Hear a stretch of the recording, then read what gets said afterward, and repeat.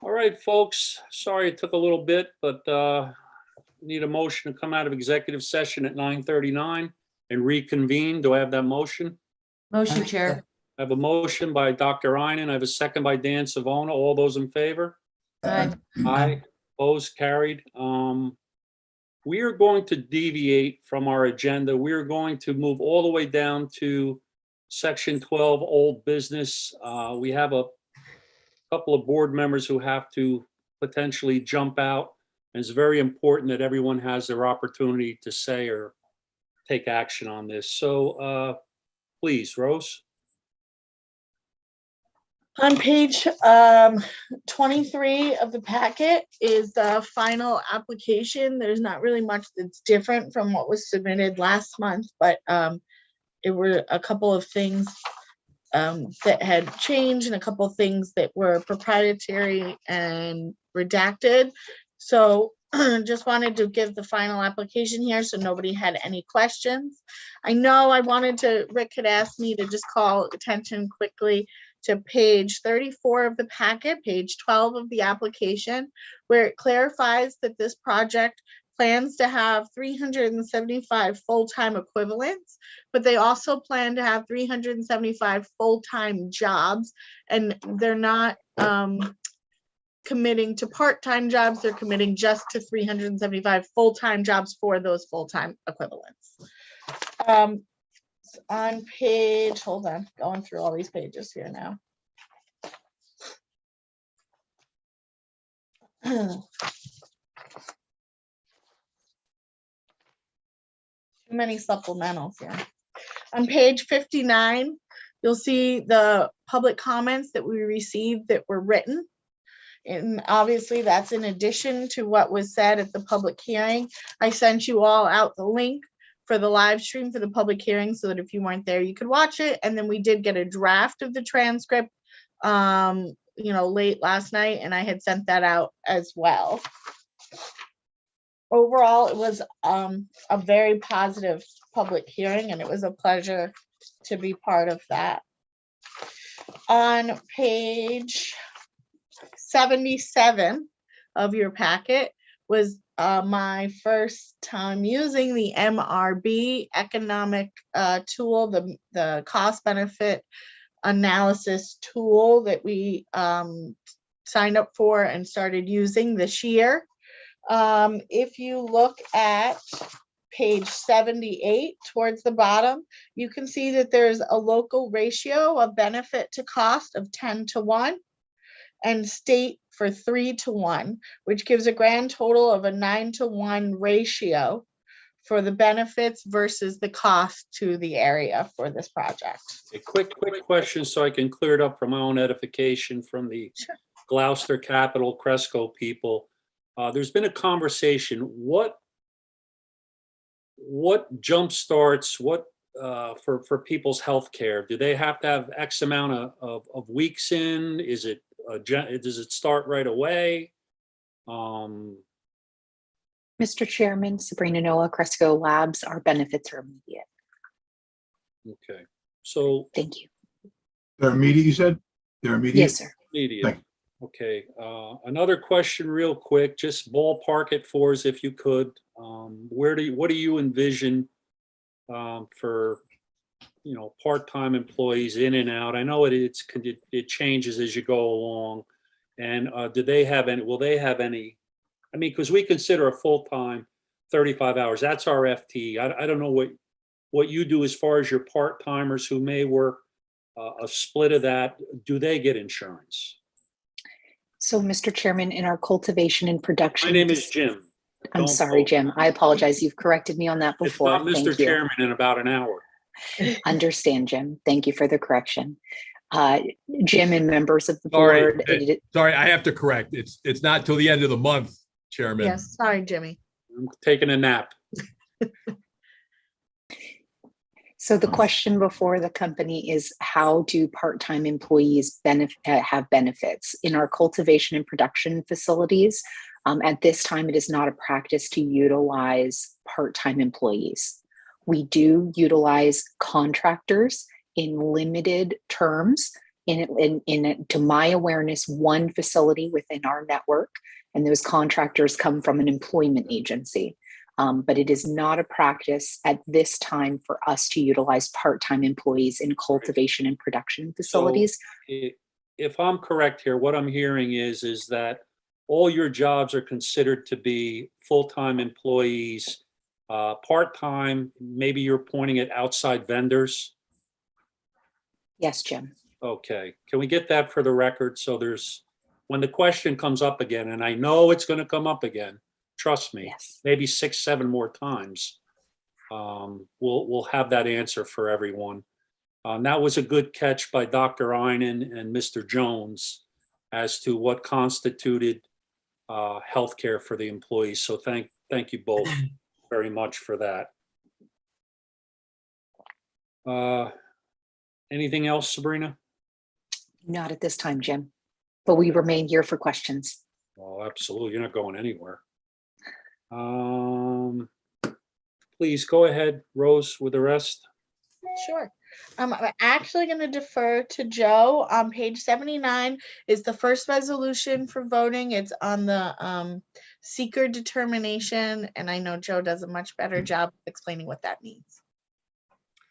Well, thank you, Rose. If you go, as Rose indicated, if you go to page 79, in the materials that were previously distributed to you in advance of the meeting is the seeker resolution. As we've discussed on prior projects, before the IDA can take final action with respect to a project, we need to review the potential environmental impacts of the proposed project. This project has been reviewed by the Town of Wawarsing Planning Board, and they have cleared seeker with respect to this matter. Our resolution is joining in that clearance, if you will, or that approval with respect to the potential environmental impacts. We have attached as an exhibit to the resolution the negative declaration issued by the planning board. And again, as consistent with our normal operating policy where we defer to the local approving entity with respect to the environmental review, this is consistent with that operating policy. And with that, I'll open it up for any comments or questions.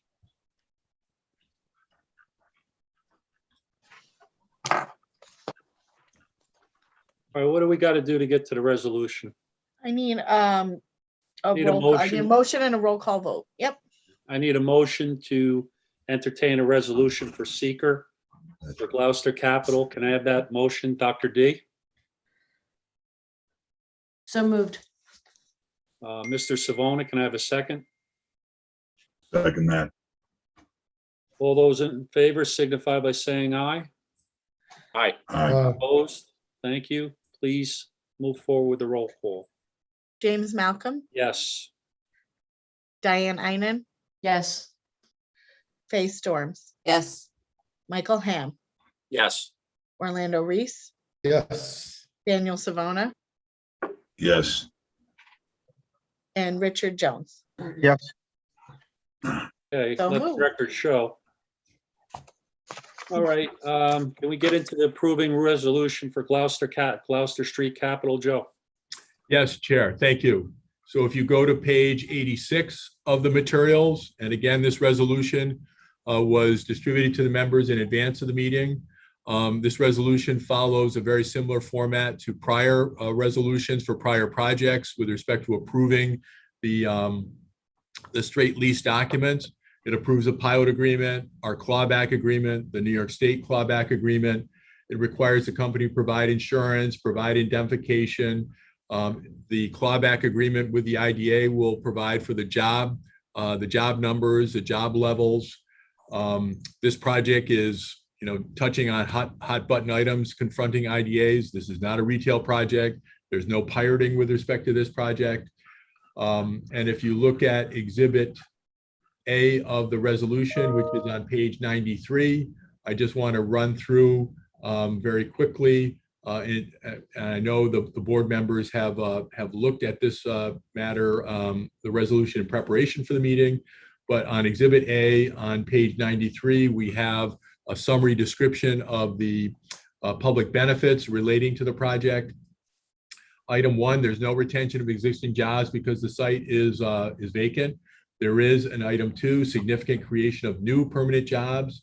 That issue's been discussed extensively. There is local labor construction jobs involving in this project, and I know that there is a Mr. Project labor Hannah. agreement. Yeah, Yeah, there's a project labor project agreement. labor agreement. There we go. We indicate the amount of private sector investment in item 4. We add the estimate of the IDA benefits in item 5, and those are outlined in Rose's cost benefit analysis. There's a very high likelihood of this project being completed on time. There's been extensive discussion about the revenue impacts on the local jurisdictions. There's also been significant discussion about the additional public benefits relating to this project and its impacts on the village of Ellenville, and those were well outlined in the public hearing record and the public hearing itself that was conducted by the IDA. And then items 9 through 12, I'll just let you look at with respect to your, as you review this with respect to your consideration of the resolution. And with that, Chair, I'll pass it back to you for opportunity with any comments or questions. Does anyone have any comments or questions on the approving resolution? I will say this, since the public meeting, I won't say inundated, but I've received several phone calls from local business entities that certainly want to be a part and parcel of this project.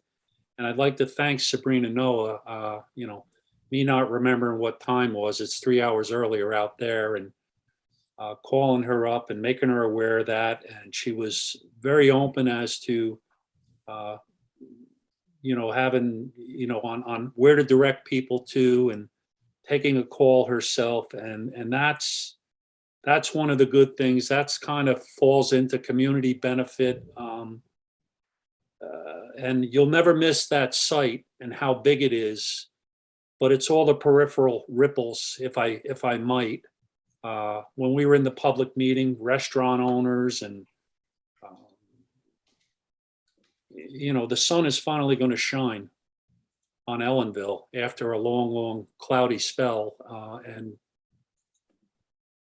there was pushback, people from other towns that don't agree with the process, and that's fine. Everyone's entitled to an opinion, but it really, and I guess I would be contradicting the live stream last night about this board not working on or helping create any projects that ever brought any jobs in. I would, and I'm not being critical. Again, everyone has their opinions, and sometimes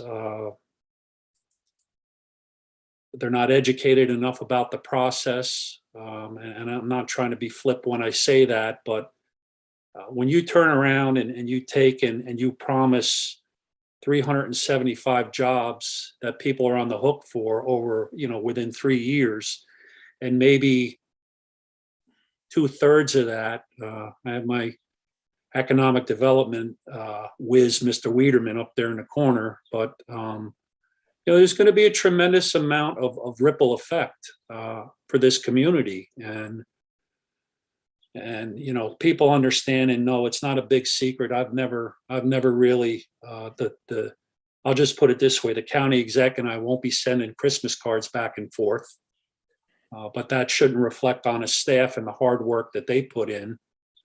I'm actually rooting for Pat to get elected somewhere, somehow.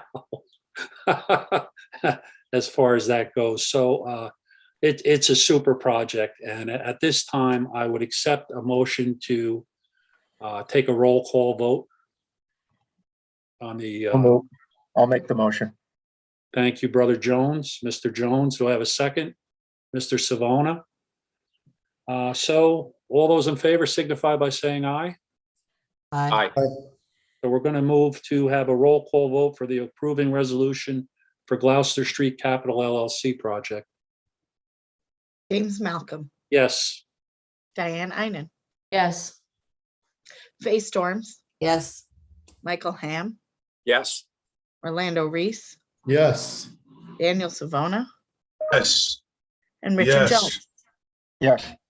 Okay, well, Wonderful. listen, unanimous. Get out there now with the shovels, or don't let the trade union guys see you with shovels. You'll get in some trouble for that. Thank you, Jim, and thank you, members of the board. I would be remiss if I did not acknowledge the deep impact this process has had on our team, myself, and our company, the incredibly welcome experience that we have from the villages and towns of Warsing and Ellenville, from the county, from Terry Hook to Jeff Kaplan to Tim Wiederman to the wonderful Rose, who keeps us all moving forward. Let's be clear. We are deeply excited about this opportunity, and we often recognize that we are asking hard things, but we often meet those expectations, and our goal is always to exceed them. So thank you so much, and be well today. I know the storm yesterday and many of the storms that we've mentioned today are causing a lot of waves within this beautiful community, but we stand with you to be a partner in the future. Have a good Okay. morning, everyone. Great, thank you. And again, best of luck. All right, look, with that over, let's just finish that section, then I'll move back up to financials if that's okay. So status of pending projects. Joe Scott, you got a couple of things going on, issues? And I think on pending projects, the only thing I'll add that we're all very excited about is we expect to close the Romeo project today or tomorrow. The documents are all signed. The bank is preparing the wires. We're waiting for one thing from Romeo, and we expect to have that this afternoon. So that matter and the fee will be received no later than Friday. So we're very excited about completing that project. Yeah, and then thank you, Joe. I know it's like a dog chasing a bone with some of these things, but it has to be done. Status of pending enforcement matters.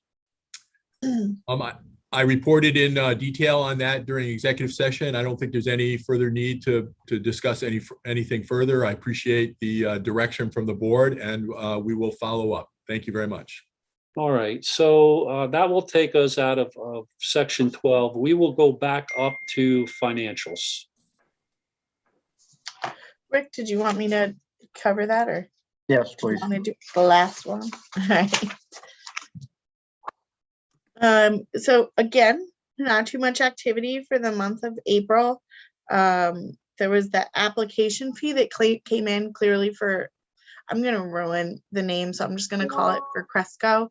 The admin pass-through fees for Low-Key Brill for their labor monitoring, administrative staff fees. The legal fees is a negative entry in April, but it was just to offset an entry earlier in the year for the bill that we paid for 2021 for the CRC.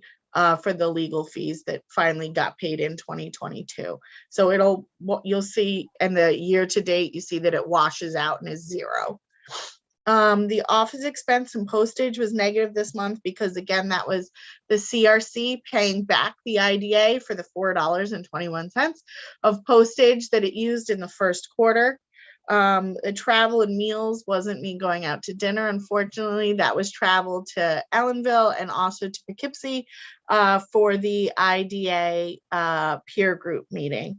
Then obviously we have a little bit of interest income here. Statement of financial position, not much in the way of changes at the moment. Again, the same bank balances, about a little under $1 million. Accounts receivable still holds the amount for the Kingstonian. I will remind you all in the last meeting here that we agreed that Kingstonian would pay that balance by December. So we expect to see it come off finally at that point. The escrow again was high because of the Low-Key Brill fees that Kingstonian had to put forward for their project. And the accrued expenses was for the CPA fees, which we didn't bill for yet for 2021. because we were waiting to finalize for the governance committee meeting that we eventually end up having, I expect shortly, once the new board is seated. I suggest you continue to send a reminder to the people at the Kingstonian. Just continue to remind them. Yeah. That it's timely and when it's due, and maybe that's not a bad idea for a lot of things out there. Any questions on the finances? If not, I'll make a motion. I'll need a motion to accept them as presented. Do I have that? Make that motion, Chair. Do I have a second? Second. No questions. All those in favor signify by saying aye. Aye. Aye. I always thought you were asking a question there, Rick. You came up hard with the left hand, Rick. Okay, that brings it to the chair's report, and I don't usually have much a report, but I'm just going to echo what I've said to everybody here. I've never had the pleasure on a public board to serve with such accomplished and talented people as are here. If you guys could have seen the feed about 14, 15, 20 minutes ago, you'd have thought there's no love in the room. But we get to where we need to get to by having good discussion, and you take the gloves off, and it's all done with respect. I am honored to have been given the opportunity. You know, I was picked by the legislature to serve on a board, but I was voted in by my peers to serve as chair. And quite honestly, that means more to me than the initial appointment. There's no political agenda for me or anything else. It's just working with a bunch of good people. I applaud the members that are moving forward and continuing on the board. I would say I think the legislator made a wrong decision with a couple other members here who aren't moving and staying on the board, but you know, that's politics. To the board that's coming in behind them, listen to the people that are there. You know, I know a lot of people with a lot of letters before their name and after their name, and none of them spell common sense, like getting into something. And, you know, I have a degree. It's not a huge degree, but you know what I have? I have 40 some years of working with end users, developers, politicians, financial people, taking projects from start to finish kind of thing. And that's essentially what the IDA has to do, and what the legislature needs to do is embrace that and work hand in hand and understand the process like they never have before. So again, without each and every one of you, we wouldn't have made the progress that we did. We somewhat changed the culture for the better, as far as I'm concerned, and that might not be the well-held opinion by a lot of other people, but I know the people in this room did a yeoman's job, and that is my report. So we will move to the CEO's report. Thank you, Chair. First, I just wanted to start. I want to make sure that everyone saw. Tim wanted me and then sent me a message to follow up to make sure that I made sure that everyone saw the message. He had to leave for another meeting, but he wanted to make sure to say thank you to Jimmy, Rick, Danny, Faye, and Orlando for your service to Ulster County. As you know, we finalized the Res 157 report, which was a resolution was passed in 2012 for the IDA to complete a report for the legislature. So we finalized that this past month and sent it off to the legislature, to the county executive, and to the comptroller as well. Once again, I met with the Hudson Valley IDA peer group this past month. The topic was UTEPs. It was really interesting to see how differently we all operate in order to meet the needs of our counties. You know, one of the counties does almost no pilot agreements for commercial development. They really just stick to housing, which I found really interesting, and other ones have never done housing. All right, so it's all about filling the needs of what your county has. The next topic for the IDA peer group is going to be labor policies and the prevailing wage law. And we look forward to trying to work through some of the language, and also some of the IDAs don't have any labor policies still. So hopefully, I look forward to sharing what we have and helping them come up with a better system as well. I attended the UCEDA board meeting last week, and he's not here, but I still want to say that I'm grateful for the constant invitation from Tim and his team to know that we can continue working together as a team. I really think it makes a difference if all of, as he likes to say, all the toolboxes that the county has, or all the tools in the toolbox of the county can work together to make a bigger difference here. Dan Baker is moving into the position of president of the Ulster County Assessors Association. He sent me an email this past week, and he told me that he was excited about it and thinks that since we have such a great relationship between the two of us and have been working together the last few years so closely, that he thinks that it'll make a big difference with our group and the Assessors Association. So I look forward to continuing the conversations I've had with them, and to continue making the process better as far as making sure the pilots are calculated correctly, consistently, and that we're doing the best job we can. Something that came up during the, and Joe probably has a little bit of knowledge on it, I don't want to put him on the spot too much, but came up during the peer group meeting, was a Senate Resolution 184, which is about making all IDAs in the state have the same rules on recapturing on projects that are not doing what they're supposed to do.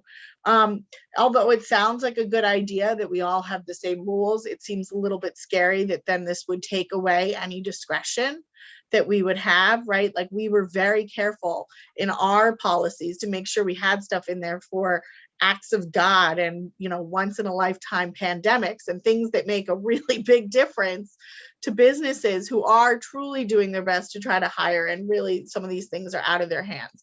I'm hopeful that will pass. In the constitution of my organization, okay, or the bylaws, we have the initial 20. And after that, you can add to, as long as you're not in conflict with the existing 20. So I think it's a great idea, but I think there should be some things that are a given, and some things that are germane to geographic areas and past practices. So, Council, I don't know what your take is on that, but might be something that you guys could spearhead. Everybody's got different considerations. So that's good, though. The peer group thing is excellent. It is good, because another thing came up, and we actually started talking about together the issue with the school districts and the pilot calculations and how it affects the tax cap. And Sarah Lee, when she started talking about it, I obviously jumped all over it, and she said, I can't believe you're into this too, because I thought I was the only one. And I said, no, we've really been, we've taken this seriously. We've been trying to figure out the best way. I told her I'd reached out to senators and also assembly members. And she said, we all agreed, and the rest of the IDA members there that weren't really familiar, we let them know what was going on, and we all agreed that we want to try to work together, because obviously collectively we're going to have a much bigger voice than just the Ulster County IDA. So I really think so much good is going to come out of this, and I look forward to being part of that. The last thing I have, a quick thing, is the UHY bill for the audit for 2021 is here. It's on page 13. It's $14,000. It was more than what we had originally had when we did the RFP.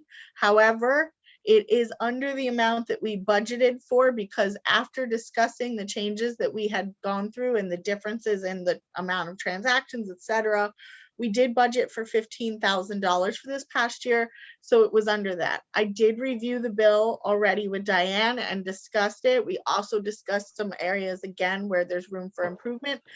So we plan, I think I don't know how it'll work with all the changes coming forward, but I don't know if it'll be Diane or the new audit group, but we do plan to talk to UHY and try to improve that process as well.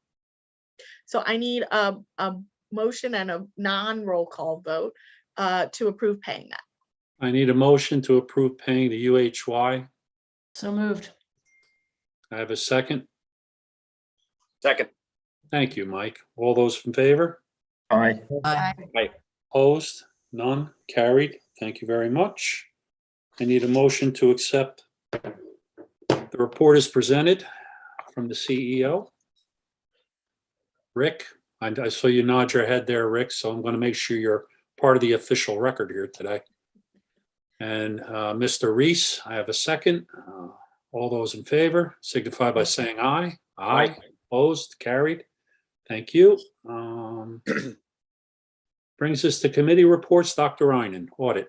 Thank you, Chair. If the committee could look at the board could look at page 14, Low-Key Brill report. The only reporting was for the Innis project, and they reported 18 workers on site for April, and of the 18 were compliant. Man, are they ever going to finish that up there or no? They're a work in progress. And that's my report, Chair. Okay. Any questions for the chair of audit? No? Can I get a motion to accept the report as presented? I have a motion by Mr. Reese. I saw him. He nodded his head. I have a second by Faye Storms. She nodded her head as well. All those in favor? I saw you, Faye. Signify by saying aye. Aye. Aye. Opposed? Carried. Okay. Faye, finance, this is your big shot at it at the end. This is it. I'll tell you, I had such a finance committee meeting, Chair, that I just was You forgot. overwhelmed. But Well, nothing to report from all that hoopla. Faye, your diligence is above and beyond. Thank you. All right, Mr. Ham, governance. So the last time the governance met was on March 31st of this year. But since then, we've been in works to create and update the UTEP with the community benefits. And, Rick, Danny, and Orlando worked very hard on putting this together. And I think they did a fantastic job. And I think this part of the UTEP is the most beneficial thing to just Ulster County and the, taxpayers in Ulster County. So with that, Rose, if you would just read the update on the UTEP, and then we'll have Joe read the resolution. Okay. So the easiest spots to go would be page 19. I know that it's very little. Hopefully you can zoom in because I'm sure you're all looking at it on screens. In the community investment column, the second to last column, we are implementing what Rick and, like he said, Rick, Danny, and Orlando and I had put together, which was use 3 vendors as specified in the community investment agreement. Then we've added a second spot for the 2 points to use 5 vendors, and in the 3 points to use 8 vendors. Now, if you go to page 20, the community investment policy here, I started it and took a stab at it, but I think Joe did a fantastic job of making it real and making it doing a much better job of putting this together. Yeah. Can I jump in real quick, Rose? So Yeah. one of the things that Joe did a great job on modifying is we wanted to make sure, and Rick, you'll remember this when we first started on the board, we wanted to make sure you didn't just check something off and get a free 3 points. Do you remember all that in the very beginning? And that's where we Absolutely. started the Absolutely. modification of the UTEP. So with that, this is why we deferred over to Joe also to bring him into this and just make sure that one part of this update to community benefits, you weren't just checking a box and automatically getting the points. So I defer back to you, Rose. Thanks. Thank you. So we had originally come up with in the group, and the governance had tossed around because it seems like a better idea to say that this should be over the life of the project. And of course, that's certainly the hope and the goal, that these benefits last and the community investment lasts over the life of the project and then some. However, in order to make it so that we could actually track what's going on and really make sure that we're being diligent and clawing back if we have to, if people are not doing things that they committed to. We've got here what we originally had, Rick, which was the applicable term would be for the life of the construction, and then for 1 additional year after. And like I said, it's our sincere hope that they'll continue to use local vendors. It's just that we needed to be able to put a finite amount of time on it so that we can make sure that it's actually being done. Joe, do you want to touch on the resolution, please? Sure. Thank you, Rose. 15. And as Rose indicated, it's on page 15. The meat of the resolution is on page 16, where we talk about we're approving the modifications to the matrix and we're adopting a community investment policy. And again, by way of background with respect to the preparation of that policy, governance and Rose did a great job of, roughing something out. To be honest, I kind of lawyered it, which is frankly my job. No, that's literally what I told Mike you did. Just so you That's know. exactly what was going That's on. my exact word. Yes. And the concept is that we want a policy, and then we want measurements and enforcement of that policy. And so the policy outlines examples of local community benefits, local community investments, and that's in section 4. And then in section 5, section 6, and section 3, we talk about how it's implemented and administering. As the lawyer, it's very nice to have, requirements for a policy or for a clawback agreement or for this or for that. But the issue is, how do you monitor this? Because candidly, a year from now, 2 years from now, Rose and I will be talking about, well, has this company complied? Well, how do we measure that? Well, the way we measure that is we add these requirements to our clawback agreement. And I had suggested, rather than having a separate agreement, we have these community commitments in our clawback agreement. So it's all one unified document. So a year from now, we only have to look at one document, not multiple documents, and try to string things together. And then there's a whole hierarchy, as we've talked about before, a hierarchy of remedies. Do we terminate the pilot? Do we adjust the pilot agreement? Do we claw back? Do we give them another year because of COVID, for instance? So there's kind of a unified approach, to the addressing of the issue. And candidly, we've worked with several of our other IDA clients that have similar matrix structures and community investment requirements or elements, and we've used that approach with our other IDA clients. So we frankly know that it works. So with that, I'll open it up for any comments or questions. No comments? Chair, I make a motion, we move the vote. I'll second that. Who motioned that? I'm sorry. Was that I Jimmy? made the motion. Yeah, We okay. move the vote. Yep, thank you. And then Faye, got it. Okay, James Malcolm, Yes. Diane Einen, Yes. Faye Storms, Yes. Michael Ham, Yes. Orlando Reese, Yes. Daniel Savona, Yes. and Richard Jones. Yes. Okay. And Chair, that is, I'd like to say one last thing. Thank you very much for everybody that served on the governance committee and everybody's input. Joe, you and Rose did a tremendous job. Every time I painted myself into a corner a little bit, so you guys You guys were right there all the time for me, and I truly appreciate every board member that I got to call and bounce stuff off of all the time. And it was very nice to have people come into the governance committee meeting and put their input in, or, add something that maybe we were missing. And that's how a group should work. And that's how you get things done. So, Chair, that's my report. Thank you. No other questions for Mr. Ham. I'll accept the motion to accept his report as presented. I have a motion by Rick. I saw him move his head again. Orlando seconded that. He looked like he wanted to. All those in favor? Aye. Aye. Aye. Opposed, carried. All right, so that would bring me, I think that's about it, isn't it? New That's it. business? There's nothing here, Chair. Yeah, nothing new business, no adjournment or adjournment. Anybody want to make a motion to adjourn?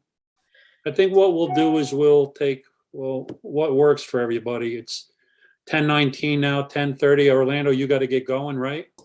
Yeah, but how, if I need to leave like by 10:45, so if we adjourn for a few moments, I can come back and finish this thing out Finish strong. it up. We're Do gonna- 10:25 then? Well, we'll sit 10:25. So I have a motion, I have a second. All those in favor, let the record show. Yes, yes. We Aye. adjourned at 10:20. Oh, hi, Bill. Where you been? Hiding behind the veil.